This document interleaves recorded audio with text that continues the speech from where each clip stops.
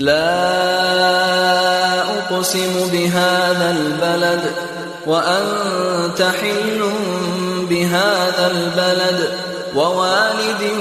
وما ولد لقد خلقنا الإنسان في كبد أيحسب أن لن يقدر عليه أحد يقول أهلكت مالا لبدا أيحسب أن لم يره أحد ألم نجعل له عينين ولسانا وشفتين وهديناه النجدين فلاقتحم العقبة وما أدراك ما العقبة فك رقبة أو إطعام في يوم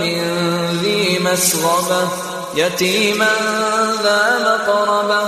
أو مسكينا ذا متربة ثم كان من الذين آمنوا وتواصوا بالصبر وتواصوا بالمرحمة